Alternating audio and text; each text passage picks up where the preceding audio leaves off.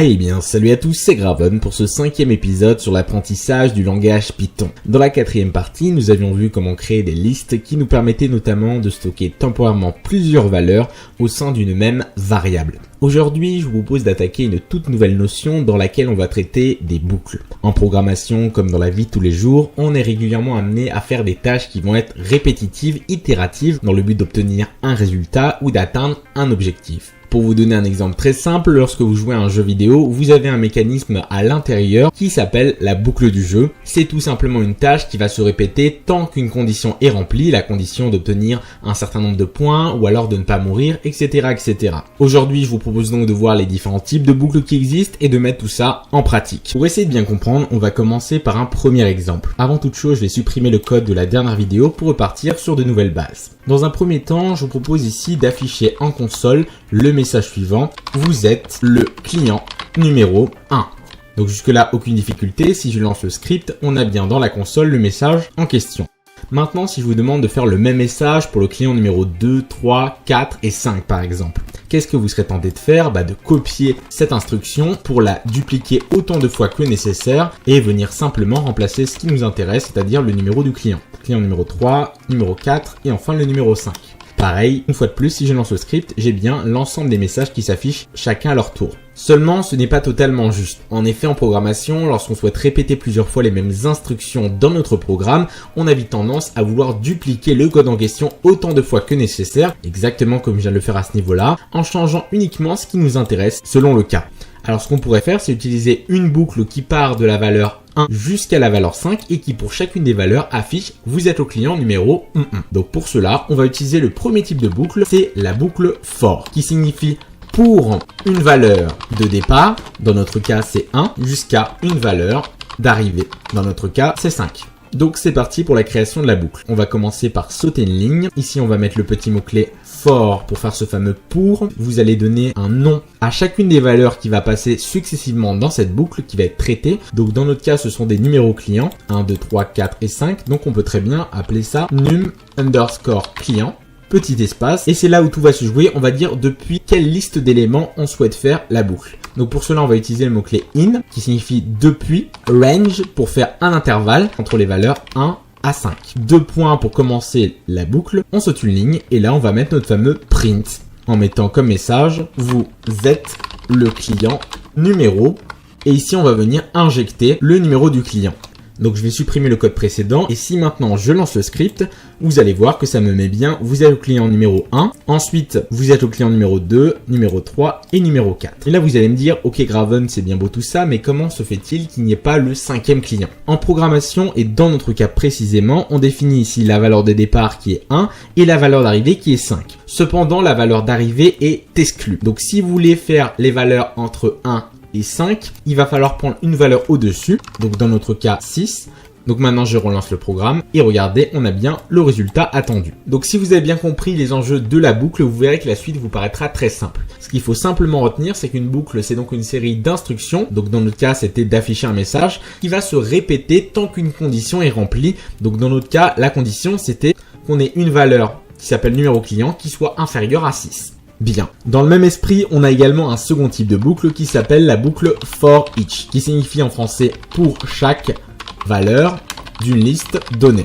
Imaginons que vous souhaitez envoyer un message en console en marquant email envoyé à et l'email en question, par exemple gravenilvec@gmail.com pour le premier message. Ensuite, un second message email envoyé à graven@graven.yt et enfin un dernier message email envoyé à contact@graven.yt. Vous êtes d'accord avec moi qu'une fois de plus, ce code est redondant puisqu'on fait la même base de code qui est d'afficher email envoyé à 2 points et d'injecter l'email en question. Donc techniquement, ce qu'on pourrait faire pour générer ça différemment, ce serait ici de lister les emails. Pour cela, on va faire comme dans la vidéo précédente, on va créer une variable emails qui va stocker les différents emails, gravenilvec@gmail.com en premier lieu, ensuite graven@graven.yt et pour finir contact@graven.yt. À partir de cette liste, je pourrais maintenant faire que pour chacune des valeurs, j'affiche ce fameux email envoyé à et ici j'insère l'email en question. Donc c'est parti, on va dire que pour chaque email depuis ma liste d'emails, je vais faire un print en mettant email envoyé à 2 points et ici j'injecterai l'email en question. Donc je vais supprimer le code précédent et si maintenant je lance le script, on peut voir que j'ai bien le résultat attendu. Ce qui s'est passé, c'est que ma boucle, elle est venue parcourir l'ensemble de ma liste. Donc elle a commencé par le premier élément, elle a récupéré et elle a affiché email envoyé à en l'injectant. Ensuite c'est passé au deuxième élément, email envoyé à graven@graven.yt et enfin on a fini par le dernier élément. Donc ça permet de parcourir une liste en récupérant telle ou telle valeur. C'est très pratique. Pour vous montrer que ça fonctionne bien, je vais rajouter ici 2 nouveaux emails que je vais injecter à ce niveau-là. Donc le premier, gravendev@yahoo.fr et par exemple stylaxis@free.fr. Je relance le script et une fois de plus, j'ai bien ici les valeurs attendues. Parfait. Bien, maintenant que vous connaissez ces différents éléments, je vous propose de voir 2 outils vraiment très pratiques qui vont vous permettre de contrôler votre boucle en interne. Soit de passer au tour suivant, donc de sauter un tour de boucle, ou alors de pouvoir arrêter une boucle à un moment donné. Avant toute chose, je vais ici créer un petit utilitaire qui va être tout simplement une blacklist. Donc je vais faire ici une variable blacklist qui sera une liste d'emails qui seront interdits. Donc là, je vais commencer par mettre par exemple gravendev@yahoo.fr et pourquoi pas stylaxis@free.fr. Maintenant, lorsque je parcours ma liste d'éléments, je vais ici vérifier si l'email que je suis en train de traiter est dans cette blacklist. Dans ces cas-là, je vais afficher un print en mettant email. Ensuite, je vais injecter l'email en question interdit, envoi impossible.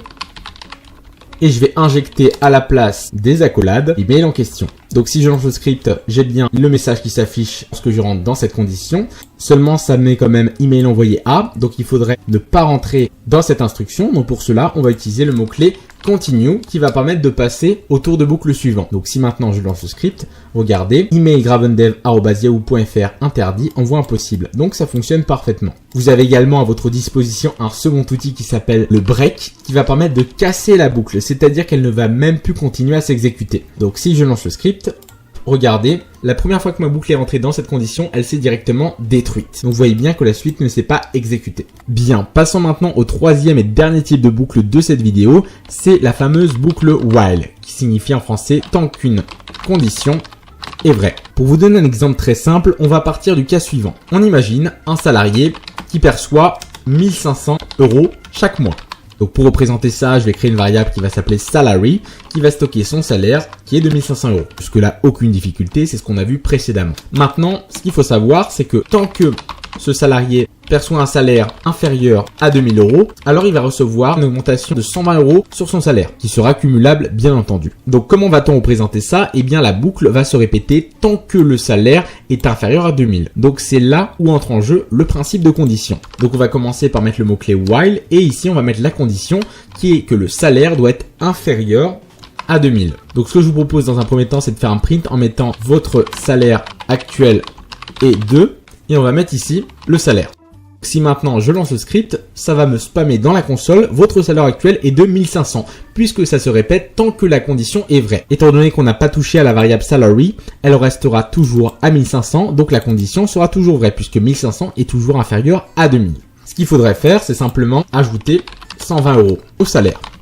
Et ensuite, j'affiche le résultat. Donc pour ajouter les 120 €, je vais récupérer la variable salary, faire plus 120 et réassigner le tout à la variable. Sinon, j'aurai juste le résultat du calcul, mais moi, je veux vraiment le réaffecter. Sachez qu'il est possible de l'écrire différemment en faisant simplement plus égal. C'est notre manière de l'écrire qu'on a vu également précédemment. Donc si je lance le script, regardez ce que ça va faire. Au départ, j'avais 1500 €, donc c'est rentré dans ma boucle puisque c'est inférieur à 2000. On a rajouté 120 €, donc on est passé à 1620. Ensuite, on affiche dans la console le message. Donc on a bien votre salaire actuel est de 1620 €, donc ça fonctionne parfaitement. Et ensuite, on va re-rentrer dans la boucle. 1620 est toujours inférieur à 2000, donc on va pouvoir ici rajouter 120 € au salaire. Donc ce sera 1740. Ensuite, on affiche votre salaire actuel est de 1740 €, donc c'est bien le deuxième message. On re-rentre dans la boucle, 1740 est toujours inférieur à 2000. Donc on va rajouter les 120 € et on va passer ici à 1860. On affiche ensuite votre salaire actuel est de 1860. C'est bien cette troisième ligne. Ensuite on rentre dans la boucle 1860 est toujours inférieur à 2000. Donc on rajoute encore une fois 120 €. On passe donc à 1980. On affiche votre salaire actuel est de 1980. Encore une fois, 1980 est inférieur à 2000, donc on va rajouter 120 € au salaire. On passe donc à 2100 €. On affiche votre salaire actuel est de 2100 €, donc c'est bien ce dernier message. On re-rentre à nouveau dans la boucle et cette fois-ci le salaire n'est plus inférieur à 2000 puisqu'on est à 2100. Par conséquent, la condition ici n'est plus vraie. La boucle va s'arrêter et ça va exécuter la suite du code. Donc on peut mettre ici par exemple fin du programme. Donc je vais remettre ça à 1500 et si maintenant je lance le script, on a bien ici les instructions qui se font petit à petit et à la fin du programme. Je vais changer la condition en mettant ici par exemple 10 000 et si maintenant je lance le script, regardez, ça fonctionne tout autant. Parfait. Bien. Je vous propose maintenant de prendre un dernier exemple, toujours avec cette boucle while pour bien s'imprégner de cette notion. On va supprimer le code en question et cette fois-ci, on va prendre l'exemple d'un YouTuber qui s'appelle Gravinou et qui possède une communauté de 2500 abonnés. Jusque-là, aucune difficulté. Il me suffit simplement de créer une variable subscriber count, par exemple, qui est égale à 2500. On imagine que Gravinou commence à monter sur YouTube et il gagne 10% d'audience supplémentaire, donc d'abonnés bien sûr, par mois. Et on souhaite estimer combien aura-t-il d'abonnés après 2 ans, soit bien sûr 24 mois. Donc d'abord, on va devoir intégrer cette histoire de mois qui avance. Donc on va commencer par créer une variable month qui par défaut est égale à 0 mois. On va rentrer ici dans la boucle while en mettant la condition qui est que le nombre de mois soit strictement inférieur ou égal à 24. Et ici, on va commencer par augmenter l'audience. Donc pour ça, je vais récupérer le nombre d'abonnés et je vais le multiplier par 1,10. Donc ça, c'est le coefficient qui va permettre d'augmenter avec un certain pourcentage une valeur. C'est-à-dire que si par exemple je souhaite augmenter le nombre d'abonnés de 30%, on va faire 1 + 30 divisé par 100, ce qui va me donner 1,3. Si je souhaite augmenter de 30% les 2500 abonnés, je vais juste multiplier par 1,3. Ça marche bien sûr dans l'autre sens. Si je souhaite réduire la communauté de 20%, il me suffit de faire 1 moins 20 divisé par 100, ce qui va me donner 0,8. Donc si je multiplie 2500 par 0,8, c'est comme si on avait perdu 20% d'audience pour ce YouTuber. Donc je vais ici réassigner au nombre d'abonnés. Bien sûr, on peut encore une fois de plus simplifier ce mécanisme. Ensuite, on va afficher le nombre d'abonnés. Donc je vais faire ici un print en mettant vous avez actuellement, si on va injecter la valeur qui correspond au nombre d'abonnés, abonnés. Et pour injecter cette valeur, on va faire un coup de format subscriber count qui va remplacer cette valeur par le nombre d'abonnés actuel. Et très important, on n'oublie pas de passer au mois suivant. Donc pour ça, je vais récupérer le nombre de mois et venir ajouter 1. Sinon, la condition sera toujours vraie. Par conséquent, on va arriver sur des valeurs infinies. C'est parti, je lance le script. On avait 2500 abonnés au départ. La personne augmente de 10% son audience, elle passe à 2750 au bout d'un mois, ensuite 3025, 3327, etc., etc. Et au bout de 2 ans, elle aura 27 086 abonnés. Donc ça fonctionne parfaitement.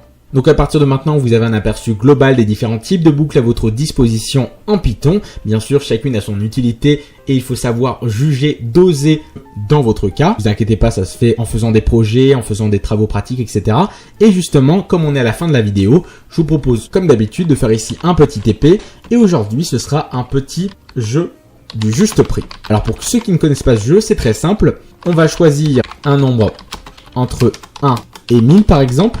Et le joueur va devoir annoncer une valeur comprise entre cet intervalle. Par exemple, elle dit 100. Et on va lui dire c'est plus, c'est moins ou alors c'est trouvé. Donc là, tant que le jeu n'est pas fini, on va demander à l'utilisateur d'entrer un prix. S'il trouve le juste prix, alors on lui met c'est gagné. Sinon, on affiche c'est moins ou c'est plus. Vous aurez bien sûr le corrigé de ce TP en description ainsi qu'un petit quiz pour vous entraîner sur cette nouvelle notion. Donc voilà un petit peu ce que je voulais vous montrer aujourd'hui. En tout cas, j'espère que cette vidéo vous aura plu. Si c'est le cas, n'hésitez pas à mettre un j'aime, à vous abonner à la chaîne si c'est pas déjà fait et à partager cette vidéo. En tout cas, c'était Graven. Ciao à tous et à la prochaine. Hey hey.